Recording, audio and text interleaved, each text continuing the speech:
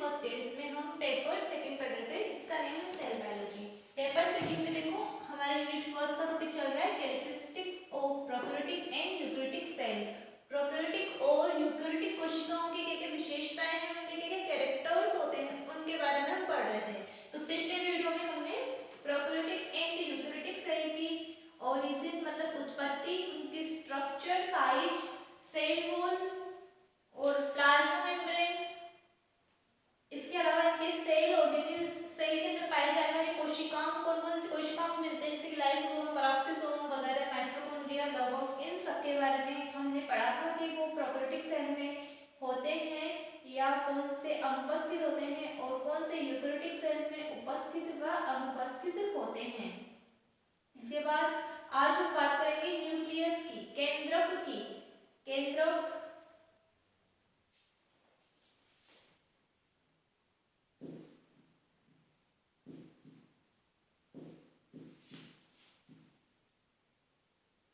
Nucleus, nucleus की बात करेंगे तो प्रोकैरियोटिक सेल के अंदर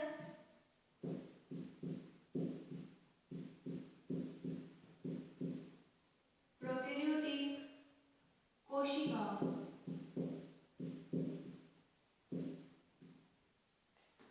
और इधर यूकैरियोटिक कोशिका।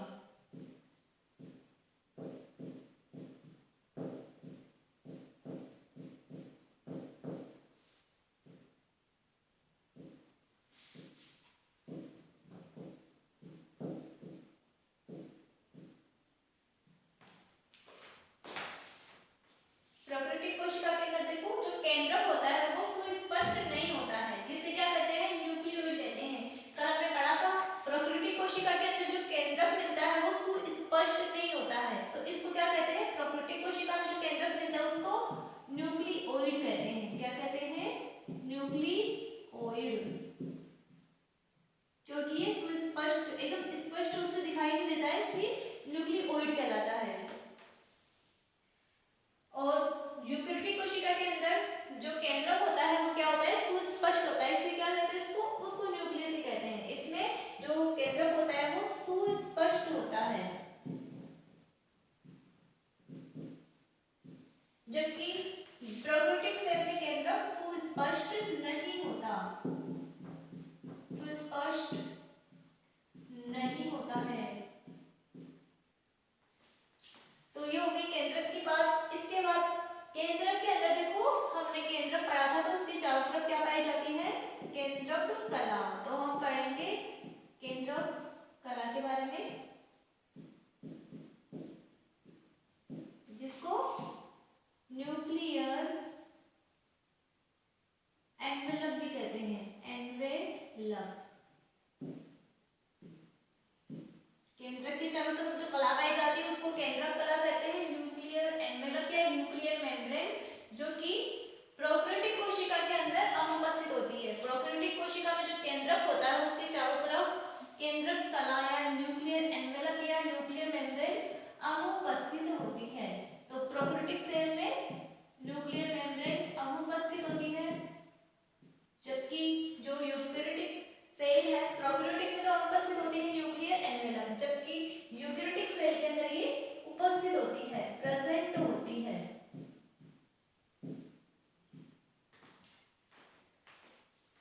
केंद्रक कला, अब केंद्रक कला केंद्रक झिल्ली द्वारा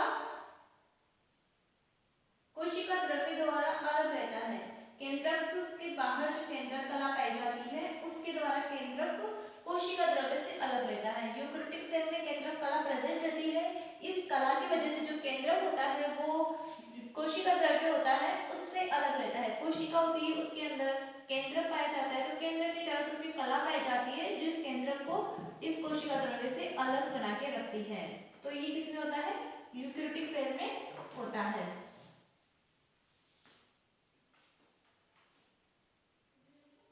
फिर न्यूक्लियोप्लाज्म सेकंड है,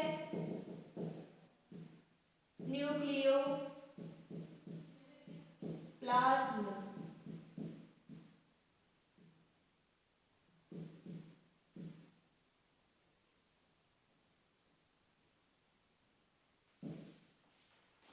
न्यूक्लियोप्लाज्म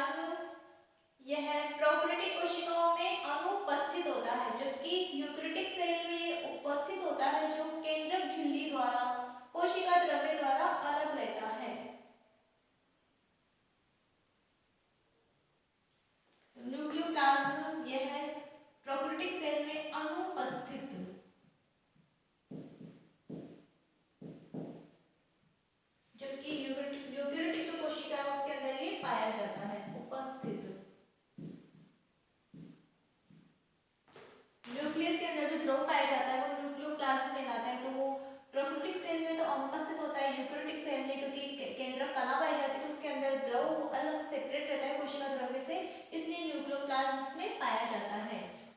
फिर है इसमें क्रोमोसोम, गुणसूत्र।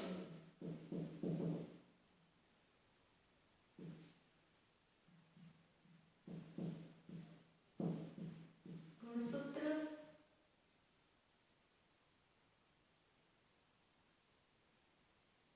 क्रोमोसोम गुणसूत्र है वो प्रोकैरियोटिक सेल में पाए तो जाते हैं, लेकिन सरल प्रकार के। सरल प्रकार का केवल एक गुणसूत्र जो डीएनए का बना होता है। किस प्रकार का गुणसूत्र पाया जाता है इसके अंदर? गुणसूत्र इसमें प्रोकैरियोटिक सेल में पाया तो जाता है, लेकिन सरल प्रकार का, और केवल एक ही सरल प्रकार का वह केवल एक गुणसूत्र पाया जाता है, एक ही। और कैसा होता है? रिंग, रिंग में मतलब वृत्त की आकृति का, वृत्ताकार, वृत्त रूप में, रिंग के रूप में, एकदम गोलाकार रूप से होता है, वृत्त रूप में इस तरह से वो होता है, व्यवस्थित होता है। पुनरावृत्ति अनुक्रम अनुपस्थित, इसके अंदर जो पुनरावृत्ति होती है वो अनुपस्थित होती है, पुनरावृत्ति नहीं होती है। तो पुनरावृत्ति अनुक्रम होता है वो अनुपस्थित, डीएनए की जो पुनरावृत्ति है वो नहीं होती है। तो ये जो गुणसूत्र है वो किसका बना होता है? डीएनए का बना होता है। जबकि यूकेरियोटिक सेल है उसमें एक से अधिक गुणसूत्र मिलते हैं। प्रोकैरियोटिक सेल में तो केवल एक ही गुणसूत्र था, यूकेरियोटिक सेल में कितने होते हैं? एक से अधिक,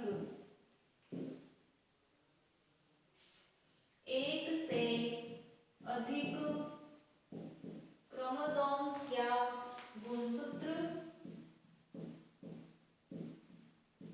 उपस्थित, और इसके अंदर जो पुनरावृत्ति अनुक्रम होता है वो प्रेजेंट होता है। तो गुणसूत्र की पुनरावृत्ति, डीएनए की पुनरावृत्ति उपस्थित, पुनरावृत्ति अनुक्रम इसमें उपस्थित होता है, पाया जाता है। तो ये हो गया गुणसूत्र के बारे में, क्रोमोसोम्स के बारे में। अब है इसमें केंद्रिका।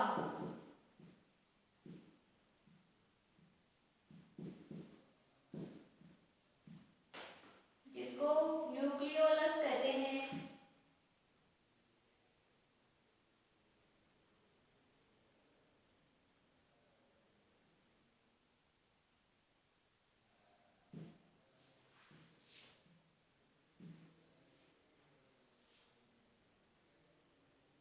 केंद्रिका देखो प्रोकैरियोटिक सेल में अनुपस्थित होती है। किसमें? प्रोकैरियोटिक सेल है, इसके अंदर ये जो केंद्रिका है वो अनुपस्थित, केंद्रिका प्रोकैरियोटिक सेल में अनुपस्थित होती है। जबकि यूकेरियोटिक सेल के अंदर उपस्थित भी होती है और एक या दो संख्या में हो सकती है। संख्या के अंदर वो एक, दो या अनेक हो सकती है। तो केंद्रिका होती है वो यूकेरियोटिक सेल में एक या अनेक उपस्थित होती है। यह आरएनए का संश्लेषण करती है। केंद्रिका किसका संश्लेषण करती है? आरएनए का। तो इसमें लिखेंगे एक या अनेक केंद्रिका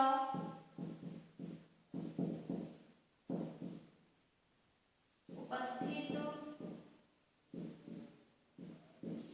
किसका संश्लेषण करती है? आरएनए का, आरएनए का संश्लेषण यह करती है।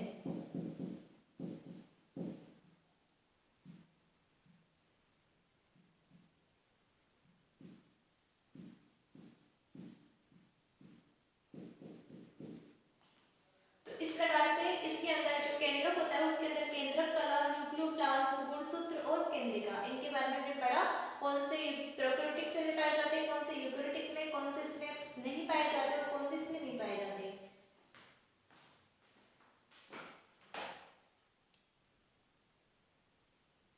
अब लास्ट इसके अंदर हिस्टोन।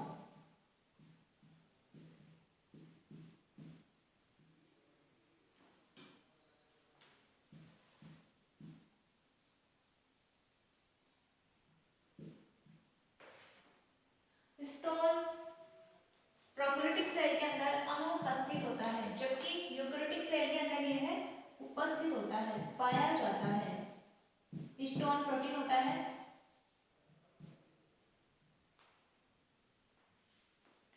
तो देखो इसके अंदर केंद्रक है, उसके बाहर केंद्रक कला, उसके अंदर न्यूक्लियोप्लाज्म पाया जाता है और उसके अंदर एक गुणसूत्र जो कि डीएनए से बने होते हैं, केंद्रिका पाई जाती है और हिस्टोन प्रोटीन हिस्टोन पाया जाता है। तो देखो प्रोकैरियोटिक सेल के अंदर केंद्रक कला अनुपस्थित होती है, न्यूक्लियोप्लाज्म भी नहीं पाया जाता, गुणसूत्र केवल एक ही पाया जाता है, वो भी सरल प्रकार का होता है और वृत्त के रूप में व्यवस्थित रहता है, एकदम रिंग जैसा गोलाकार रूप में व्यवस्थित रहता है। पुनरावृत्ति होती है वो अनुपस्थित होती है, गुणसूत्र की पुनरावृत्ति नहीं होती। केंद्रिका न्यूक्लियोलस अनुपस्थित होती है, हिस्टोन इसमें नहीं पाया जाता। प्रोकैरियोटिक सेल के अंदर केंद्रक भी स्पष्ट होता है, केंद्रक कला पाई जाती है, न्यूक्लियोप्लाज्म पाया जाता है, गुणसूत्र भी एक या एक से अधिक होते हैं, उनका पुनरावृत्ति अनुक्रम पाया जाता है, केंद्रिका भी पाई जाती है और हिस्टोन भी उसमें पाया जाता है। तो ये था केंद्रक के बारे में, प्रोकैरियोटिक एंड यूकैरियोटिक सेल में इनके कैरेक्टर।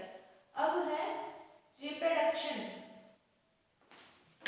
केंद्रक हमने पढ़ा, अब इसके बाद हम पढ़ेंगे रिप्रोडक्शन।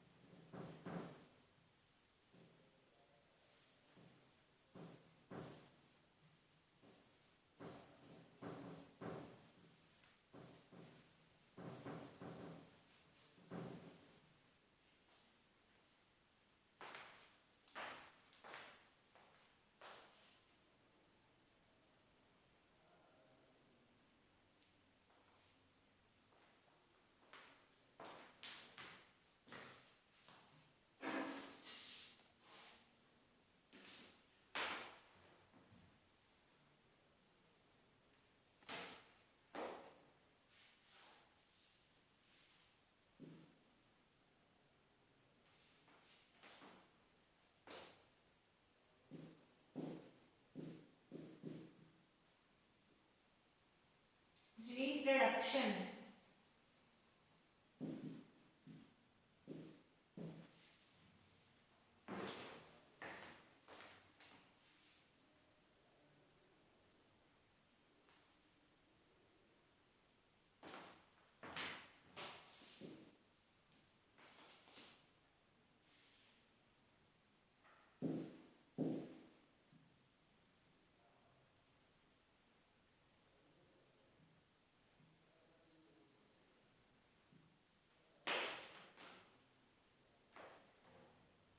प्राकृतिक कोशिका में रिप्रोडक्शन होता है, मतलब जनन होता है, वो किस तरह का होता है, समसूत्री व अर्धसूत्री विभाजन अनुपस्थित। प्राकृतिक कोशिका है, इसके अंदर न तो समसूत्री विभाजन होता है और न ही अर्धसूत्री विभाजन होता है। समसूत्री और अर्धसूत्री विभाजन इनमें अनुपस्थित होता है।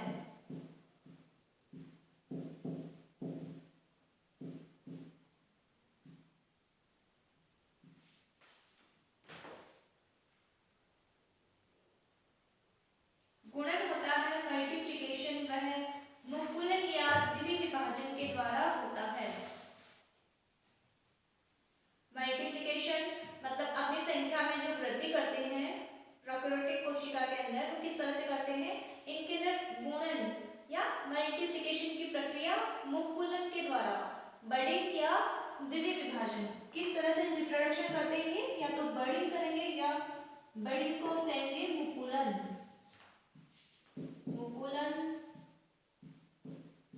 मुकुलन के द्वारा वृद्धि करेंगे, या फिर इसके अलावा क्या करेंगे, बाइनरी फिजन, द्विविभाजन। एक कोशिका है वो दो बराबर भागों में बट जाती है, तो ये क्या कहलाती है, बाइनरी फिजन,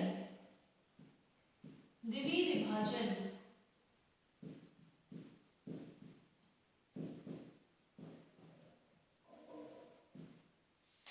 तो रिप्रोडक्शन देखो प्रोकैरियोटिक कोशिका के अंदर तो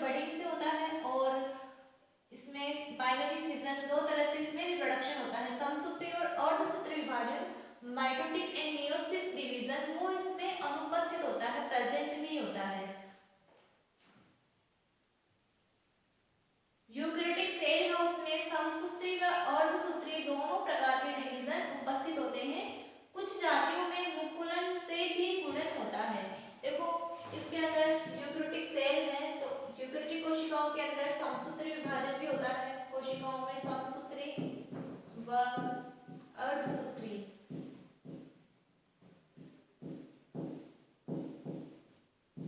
दोनों प्रकार के विभाजन इसमें पाए जाते हैं।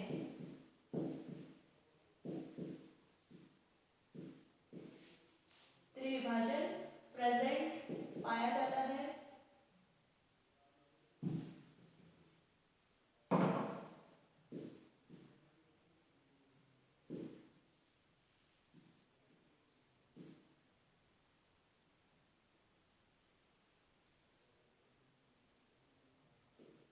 और इन दोनों के अलावा इनमें क्या होता है, मुकुलन, बडिंग भी हो सकती है। बड़ बन के फिर उसके बाद आगे अपनी संख्या में वृद्धि कर सकते हैं, बडिंग के द्वारा या मुकुलन द्वारा। और तो कुछ कोशिकाओं के अंदर जो यूकेरियोटिक सेल होती है उसमें मुकुलन की विधि भी पाई जाती है। मुकुलन के द्वारा भी क्या करते हैं, वो रिप्रोडक्शन करते हैं। मुकुलन की विधि से भी जनन होता है।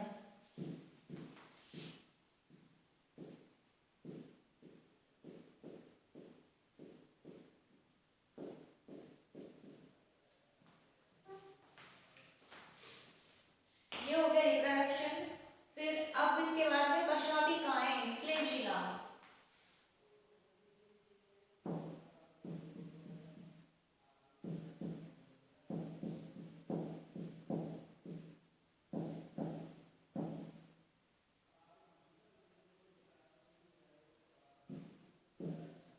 फ्लैजिला होती है वह कई बैक्टीरिया में एक फ्राइबिल युक्त फ्लैजिला पाया जाता है जिसका विन्यास कैसा होता है 9+2। फ्लैजिला हमने पढ़ा था यूकेरियोटिक उसमें यूग्लिना में हमने पढ़ा था फ्लैजिला पाया जाता है किस तरह का होता है 9+2 रूप में विन्यासित होता है। तो बहुत सारे बैक्टीरिया के अंदर फ्लैजिला पाया जाता है तो 9+2 रूप से विन्यासित होता है। इसमें कैसे होते हैं, एक फ्राइबिल युक्त, एक ही फ्राइबिल होता है। तो इसके अंदर बैक्टीरिया के अंदर बहुत सारे बैक्टीरिया के अंदर फ्लैजिला पाया जाता है, जबकि यूकेरियोटिक सेल में क्या होता है अनेक फ्राइबिल युक्त। इसमें तो केवल एक फ्राइबिल युक्त कशाभ पाया जाता है। कशाभ जिसको हम फ्लैजिला कहते हैं। और इसके अंदर देखो जो यूकेरियोटिक सेल है इसके अंदर भी विन्यास तो 9+2 ही रहता है, लेकिन इसके अंदर अनेक फ्राइबिल युक्त कशाभ पाए जाते हैं। फ्राइबिल्स होते हैं उसके अंदर वो बहुत सारे हो सकते हैं 9+2 रूप में विन्यासित। इसमें अनेक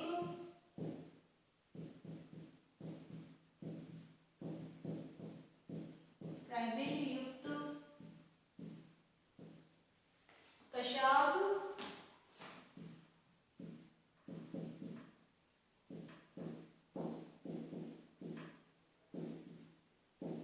उपस्थित होते हैं। ये हो गए कशाभिकाएं। फिर उसके बाद है कोशिका विभाजन, सेल डिवीजन।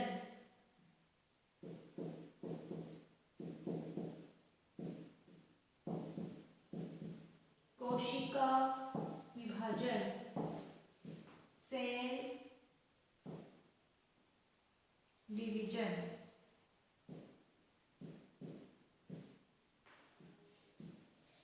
कोशिका विभाजन है, कोशिका विभाजन के दौरान सेंट्रियोल, तर्कु व सूक्ष्म नलिकाएं अनुपस्थित होती है। देखो जब कोशिका में विभाजन होता है प्रोकैरियोटिक सेल में तो उस दौरान जो सेंट्रियोल, स्पिंडल यानी तर्कु और जो माइक्रोट्यूब्यूल सूक्ष्म नलिकाएं होती है वो इसमें अनुपस्थित होती है प्रोकैरियोटिक सेल में। तो इसके अंदर कोशिका विभाजन जब भी सेल डिवीजन होता है तो उस दौरान इसके अंदर सेंट्रियोल,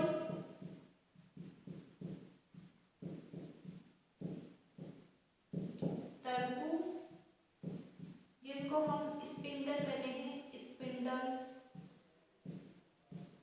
उसके अलावा जो माइक्रोट्यूब्यूल्स सूक्ष्म नलिकाएं, माइक्रो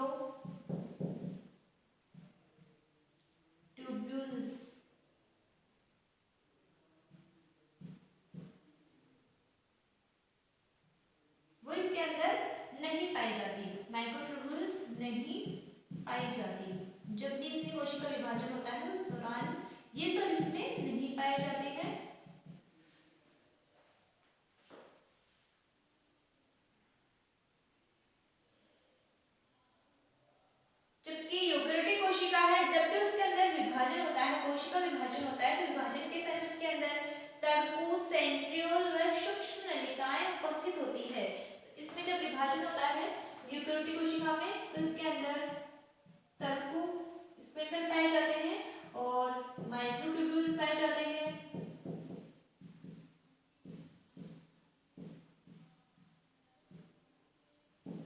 और इसके अंदर सेंट्रियोल, ये सब इसके अंदर प्रेजेंट होते हैं। सेंट्रियोल उपस्थित रहते हैं, उपस्थित। तो ये हो गई यूकेरियोटिक कोशिका में कोशिका विभाजन। जब भी सेल डिवीजन होता है तो ये सब संरचनाएं क्या होती है, प्रोकैरियोटिक सेल में नहीं बनती है। जबकि यूकेरियोटिक सेल में जब हम समसूत्री अर्धसूत्री विभाजन पढ़ते हैं तो उसके अंदर ये सब चीजें पाई जाती है, तंतु बनते हैं, माइक्रोट्यूब्यूल, सेंट्रियोल वगैरह, वो सब इसमें कोशिका में प्रेजेंट होते हैं, तभी तो वो कोशिका विभाजन में हेल्प करते हैं। तो कोशिका विभाजन इस तरह से होता है।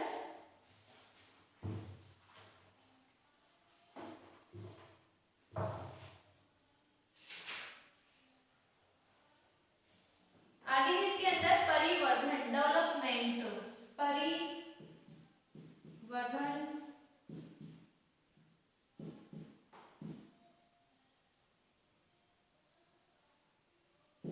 डेवलपमेंट। देखो जब डेवलपमेंट होता है तो युग्मन के बाद उत्तक विभेदन तथा कायांतरण नहीं होता।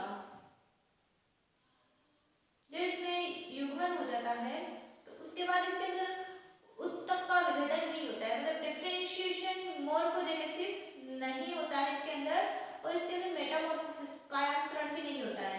तो प्रोकैरियोटिक सेल है ना, तो इसके अंदर उत्तक विभेदन होता है, उत्तक विभेदन,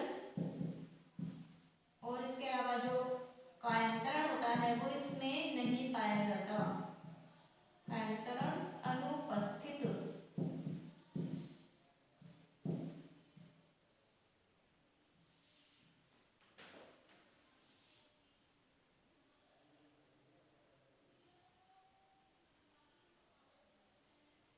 पादपों में निषिक्तांड बनने के बाद समसूत्री विभाजन द्वारा बहुकोशिकीय परिवर्धन, उत्तक विभेदन व कायांतरण, अर्धसूत्री विभाजन से अगुणित व निषेचन से द्विगुणित रूप उत्पन्न। देखो अर्धसूत्री विभाजन होता है तो सारे जो युग्मक होते हैं वो अगुणित हो जाते हैं, फिर उसके बाद जब फर्टिलाइजेशन हो जाता है तो आपस से द्विगुणित हो जाते हैं। तो इस प्रकार से इनके अंदर जो प्लांट्स होते हैं उनके अंदर बहुकोशिकीय परिवर्धन होता है समसूत्री विभाजन द्वारा, और उत्तक विभेदन और कायांतरण वो एनिमल्स में होता है, अर्धसूत्री विभाजन होता है। तो इस प्रकार से इनके अंदर क्या होता है, उत्तक का विभेदन भी होता है और कायांतरण भी होता है, बहुकोशिकीय परिवर्धन भी होता है। अर्धसूत्री विभाजन से जब अगुणित कोशिका बनती है तो फर्टिलाइजेशन होने के बाद उसमें वापस से द्विगुणित कोशिका बन जाती है। तो ये सब चीजें यूकेरियोटिक कोशिका में होता है। तो इसके अंदर उत्तक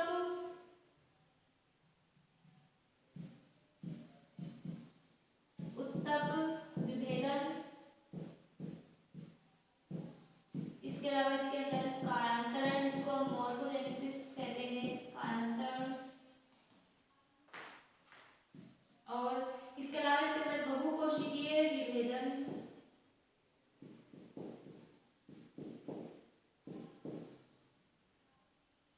बहुकोशिकीय परिवर्धन या विभेदन। इसके बाद अगुणित कोशिका से द्विगुणित कोशिका, अगुणित कोशिका से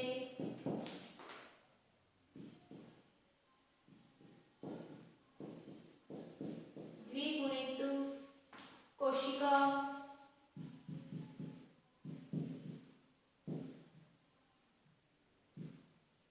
का बनना।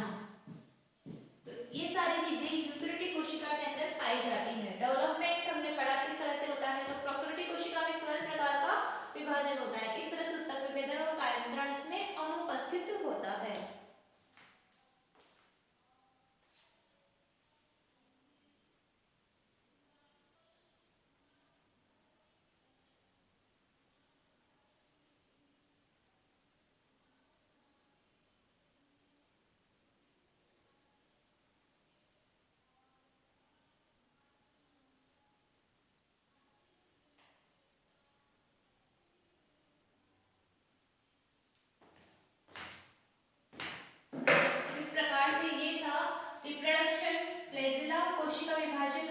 परिवर्तन, डेवलपमेंट।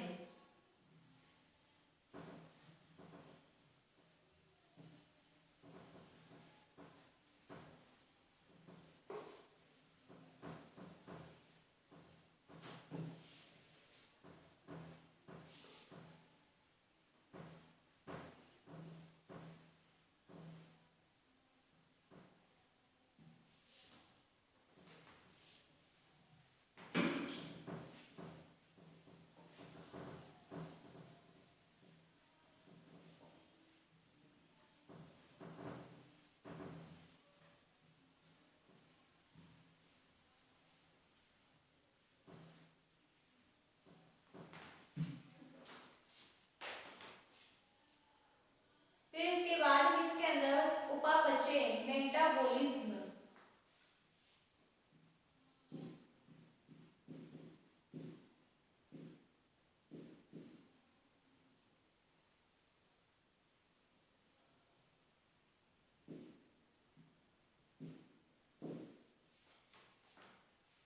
उपापचय क्रिया हेतु सुस्पष्ट अंग इसमें नहीं पाए जाते। प्रोकैरियोटिक कोशिका के अंदर जो मेटाबॉलिक एक्टिविटीज है, ये सब क्रियाएं करने के लिए इनमें कोई अंग नहीं पाए जाते, इसलिए इनमें उपापचय है वो भी न के बराबर ही होता है। तो इसके अंदर कोई सुस्पष्ट अंग नहीं होते जिसके अंदर उपापचय या मेटाबॉलिज्म हो सके, तो सुस्पष्ट अंग नहीं होते प्रोकैरियोटिक सेल में। फिर उसके बाद यूकैरियोटिक सेल में उपापचय हेतु या मेटाबॉलिक एक्टिविटीज है उसको करने के लिए सुस्पष्ट अंग जैसे कि लवक, माइटोकॉन्ड्रिया व झिल्लीबद्ध पुटिकाएं और अंतःप्रदमी जालिका उपस्थित होते हैं। तो यूकैरियोटिक सेल है, इसके अंदर देखो कौन कौन से सुस्पष्ट अंग पाए जाते हैं। इसके अंदर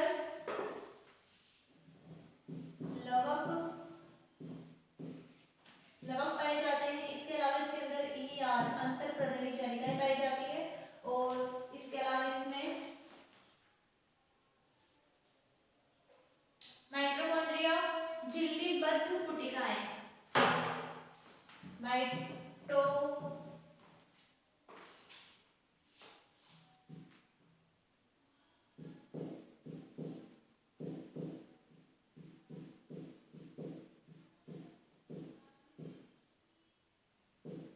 माइटोकॉन्ड्रिया के साथ साथ इसके अंदर झिल्लीबद्ध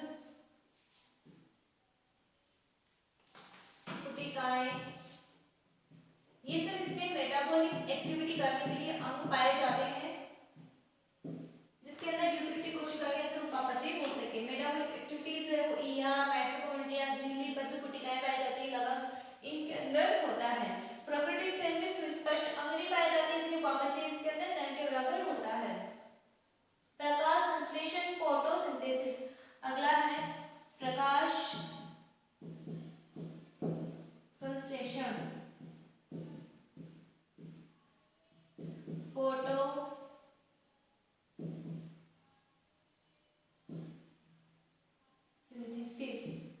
फोटोसिंथेसिस है। फोटोसिंथेसिस के देखो अंग है वो इसके अंदर तो होते हैं, अंग पढ़ रहे हैं। सबसे पहले हम फोटोसिंथेसिस करने के लिए जो अंग पाए जाते हैं वो प्रोकैरियोटिक सेल के अंदर तो देखो क्या होते हैं, क्रोमेटोफोर होते हैं, क्रोमेटोफोर किसमें, प्रोकैरियोटिक सेल में। यूकैरियोटिक सेल है, इसके अंदर लवक पाए जाते हैं। प्रकाश संश्लेषण किसमें होता है, लवक में, प्लास्टिड में। लवक या प्लास्टिड्स जिनको कहते हैं उसके अंदर फोटोसिंथेसिस होता है, किसमें, यूकैरियोटिक सेल के अंदर। तो ये हो गए अंग। इसके अलावा इसके अंदर जो स्थल मतलब जिस जगह पे होता है फोटोसिंथेसिस उसको स्थल या विस्थल, जिसको हम लोकी कहते हैं, LOCI। तो यह कौन सी जगह होती है, वो होती है स्वतंत्र पट्टिकाएं। इसके अंदर स्वतंत्र पट्टिकाएं पाई जाती है। स्वतंत्र क्रोमेटोफोर में स्वतंत्र पट्टिकाएं पाई जाती है, स्वतंत्र पट्टिकाएं होती है जिसके अंदर यह फोटोसिंथेसिस की प्रक्रिया होती है। यूकैरियोटिक सेल के अंदर पट्टिकाएं लवकों को ग्रेना में उपस्थित, लवकों के ग्रेना में उपस्थित होती है। जो पट्टिकाएं होती है वो लवक होते हैं, उसके अंदर पट्टिकाएं होती है, किसमें उपस्थित होती है, वो ग्रेना में।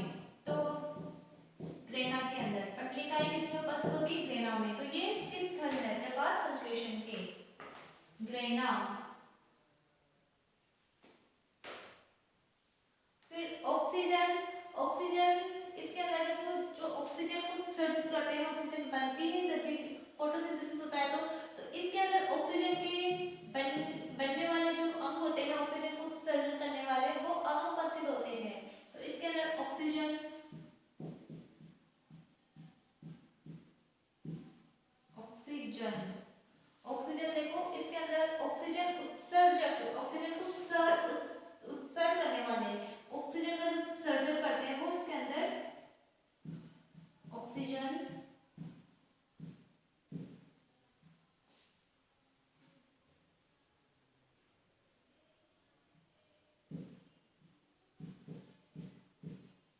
उत्सर्जक, अनुपस्थित, ऑक्सीजन का उत्सर्जन करने वाले इसमें अंग होते हैं वो अनुपस्थित होते हैं, जो कि इसके अंदर जो ऑक्सीजन का उत्सर्जन करते हैं, ऑक्सीजन सर्जक उपस्थित, इसके अंदर ऑक्सीजन उत्सर्जक उपस्थित होते हैं।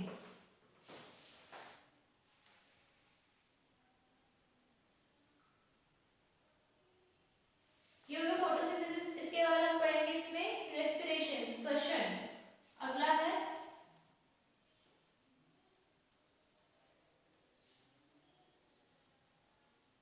रेस्पिरेशन या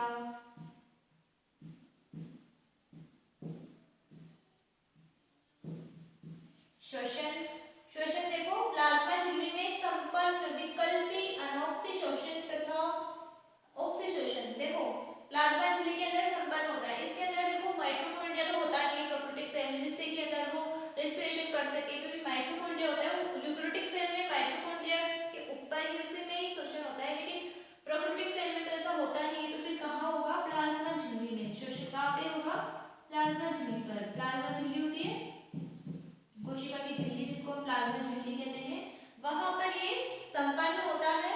और इसमें विकल्पी अनोक्सी शोषण तथा ऑक्सी शोषण, विकल्प होता है इसके पास, विकल्पी अनोक्सी शोषण, अनोक्सी शोषण भी ये कर सकता है ऑक्सीजन की अनुपस्थिति में। तो इसमें विकल्पी अनोक्सी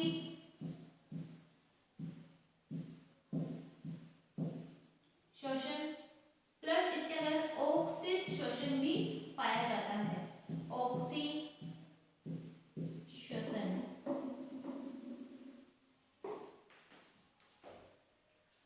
यूकैरियोटिक सेल के अंदर जो श्वसन रेस्पिरेशन होता है वह माइटोकॉन्ड्रिया में संपन्न होता है, सामान्यतः ऑक्सी श्वसन ही होता है। यूकैरियोटिक सेल में ऑक्सीजन की उपस्थिति में ही रेस्पिरेशन या श्वसन की प्रक्रिया होती है। तो यूकैरियोटिक सेल के अंदर जो श्वसन होता है वो कहाँ होता है? माइटोकॉन्ड्रिया में।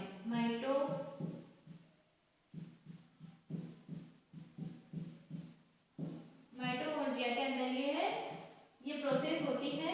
और इसके अंदर इसमें देखो प्रोकैरियोटिक सेल में तो अनाक्सी शोषण भी हो सकता है, विकल्पी अनाक्सी शोषण, मतलब विकल्प इसके पास ऑक्सीजन की अनुपस्थिति में वो अनाक्सी शोषण भी कर सकता है, लेकिन इसके अंदर सामान्यतः इसमें ज्यादातर कैसा शोषण होता है? ऑक्सी शोषण ही इसमें पाया जाता है। तो इसके अंदर ऑक्सी श्वसन उपस्थित।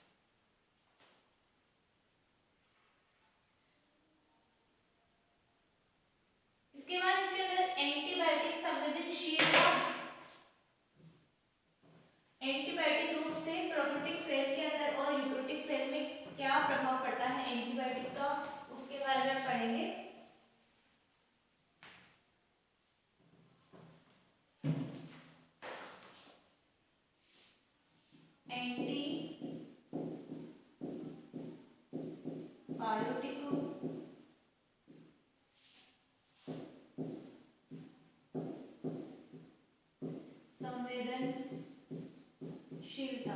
तो एंटीबायोटिक रूप से प्रोकैरियोटिक कोशिका होती है वो संवेदनशील होती है, एंटीबायोटिक के साथ ही क्या करती है, संवेदनशीलता दिखाती है, संवेदनशील, जबकि जो यूकेरियोटिक सेल है वह असंवेदनशील होती है, असंवेदनशील।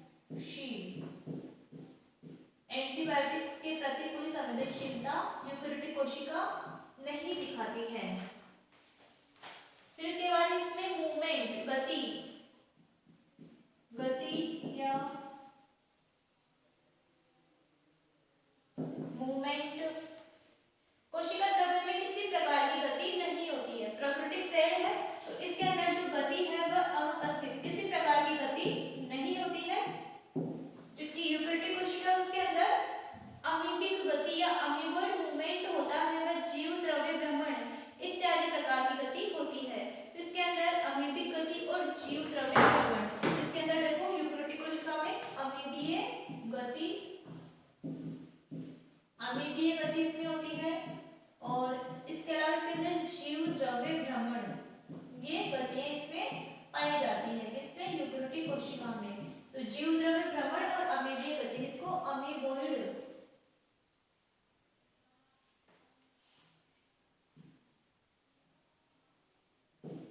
अमीबॉइड मूवमेंट भी कहते हैं।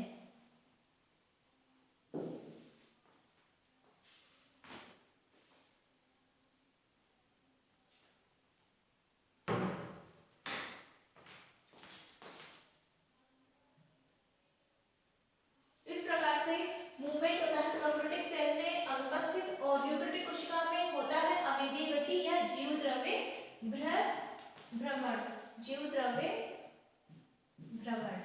तो इस प्रकार से गतियां पाई जाती हैं प्रोकैरियोटिक और यूकेरियोटिक सेल में। इस प्रकार से कोशिका की जो कैरेक्टरिस्टिक्स थी, विशेषताएं थी कुछ प्रोकैरियोटिक और यूकेरियोटिक सेल की, वो हमने पढ़ी। तो ये टॉपिक कंप्लीट हो चुका है। तो आज की क्लास में इतना ही, थैंक यू।